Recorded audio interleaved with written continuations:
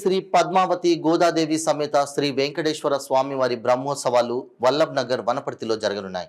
ఈ దేవాలయం 23/2/1977 సంవత్సరం శ్రీ శ్రీ శ్రీ త్రిదండి పెద్ద శ్రీమన్నారాయణ రామానుజ జీయ స్వామి వారి స్వహస్తములచే ప్రతిష్ఠించబడింది. నాటి నుండి నేటి వరకు పేదల చిన్న తిరుపతిగా ప్రసిద్ధిగాంచిన దేవాలయంగా భక్తులు కొలుస్తున్నారు. వనపర్తి పట్టణంలోని శ్రీ శ్రీ శ్రీ పద్మావతి గోదాదేవి వెంకటేశ్వర స్వామి దేవాలయంలో జరగనున్న బ్రహ్మోత్సవాలకు ముస్తాబైంది. ఈ నెల 15వ తేదీ వరకు జరిగే ఉత్సవాలకు నిర్వాహకులు పూర్తి ఏర్పాట్లు చేశారు. ఈ దేవాలయం గత 47 సంవత్సరాల క్రితం అయ్యలూరి రఘునాథాచార్యులు ఆలయ వ్యవస్థాపక ధర్మకర్త దాతల సహకారంతో నిర్మితమైంది. ఈ దేవాలయం పేదల చిన్న తిరుపతిగా ప్రసిద్ధిగాంచింది. ఇక్కడ కొలువై ఉన్న స్వామివారిని దర్శించుకున్న భక్తులు తిరుపతిలోని స్వామి ఇక్కడున్న స్వామివారు ఒకే మాదిరిగా ఉన్నారంటూ భక్తులు మొక్కులు చెల్లించుకునేందుకు రావడంతో దినదినాభివృద్ధి చెందుతూ ప్రసిద్ధిగాంచింది. బ్రహ్మోత్సవాలకు అన్ని రకాల ఏర్పాట్లు పూర్తి చేయడం జరిగిందని ఆలయ వ్యవస్థాపక ధర్మకర్త అయ్యలూరి రఘునాథాచార్యులు తెలిపారు. స్వామివారికి ఉదయం సుప్రభాత సేవతో పూజా కార్యక్రమాలు ప్రారంభమవుతావని ఆయన పేర్కొన్నారు. దేవాలయంలో జరుగుతున్న పూజా కార్యక్రమాలలో భక్తులు భారీగా అధిక సంఖ్యలో పాల్గొని విజయవంతం చేయాలని పేర్కొన్నారు. ప్రతిరోజు విశేష వాహన సేవా కార్యక్రమాలు నిర్వహించనున్నామని ఆలయ అర్చకులు అధికారులు తెలిపారు. ప్రతిరోజు దేవాలయంలో పూజా కార్యక్రమాలలో పాల్గొనేందుకు వచ్చిన భక్తులకు ఎలాంటి ఇబ్బందులు కలగకుండా భోజన సదుపాయాన్ని కూడా ఏర్పాటు చేస్తున్నామన్నారు. ఓం నమో వెంకటేశాయ. జయ శ్రీమన్నారాయణ. నా పేరు అయ్యలూరి రఘునాథాచార్యులు, వనపర్తి శ్రీ వెంకటేశ్వర స్వామి దేవస్థానం వ్యవస్థాపక ధర్మకర్త.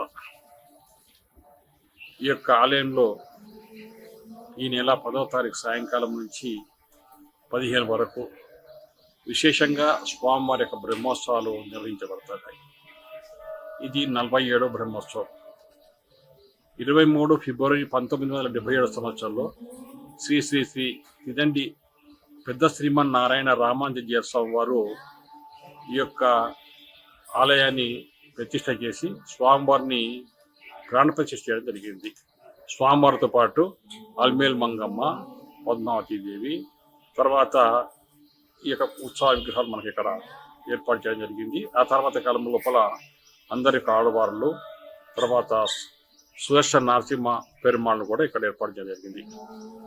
ఆ సందర్భంగా ఈ యొక్క ఉత్సవాలు ఇక్కడ అశ్విని నక్షత్రంలో స్వామివారి యొక్క ప్రతిష్ఠ జరిగింది కాబట్టి ప్రతి సంవత్సరము అశ్విని నక్షత్రం రోజు స్వామివారి యొక్క కళ్యాణం చేయించేటువంటి పరిపాటి సంప్రదాయం ఈ యొక్క ఆలయంలో ఉన్నది. ఈ నెల 10వ తారీఖు సాయంకాలం అంకురారోపణ చేసిన తర్వాత, గరుడాధిపటావాసం చేసిన తర్వాత 11వ తారీఖు ఉదయము గడ ప్రతిష్ట, అదేవిధంగా హోమశాల లోపల అగ్ని ప్రతిష్ట, ఇటువంటి కార్యక్రమాలు చేయబడుతుంటాయి.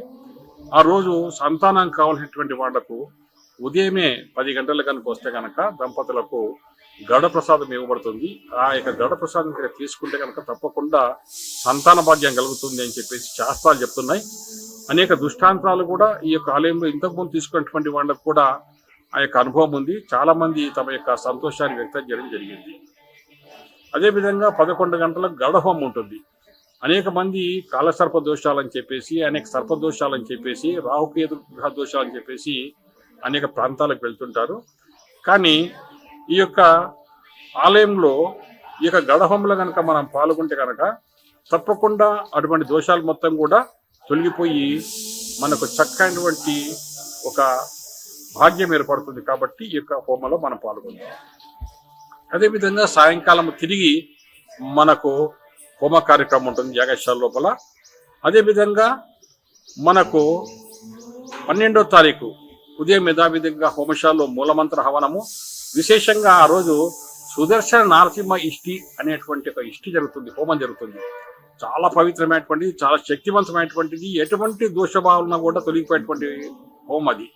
సాక్షాత్తు శ్రీ శ్రీ సుధన్వ స్వామి అని చెప్పేసి వారు ఈ యొక్క సుదర్శన నరసింహస్వామి యొక్క ఉపాసకులు ఉంది. కాబట్టి అందరం కూడా పాల్గొని మనకున్నటువంటి అన్ని రకాలైనటువంటి మానసిక, శారీరక, ఆర్థిక అటువంటి బాధలను మనం పోగొట్టుకోవచ్చు. ఆ యొక్క మంత్రాలు వింటే చాలు మనకు అనేక రకమైనటువంటి భాగ్యాలు కలుగుతాయి. అదేవిధంగా సాయంకాలం మనకు ఎదురుకోళ్ళోత్సవం ఉంటుంది. ఆ తర్వాత 13వ తారీఖు బుధవారం రోజు ఉదయం యథావిధిగా మన కార్యక్రమాల్లో ఉదయము యాగశాల వల్ల కార్యక్రమం ప్రారంభమవుతుంది. తర్వాత 10 గంటలకు ప్రత్యేకంగా లక్ష్మీ హైగ్రో ఇష్టి అని చెప్పేసి వీక్షించి జరుగుతుంది, ఒక హోమం జరుగుతుంది.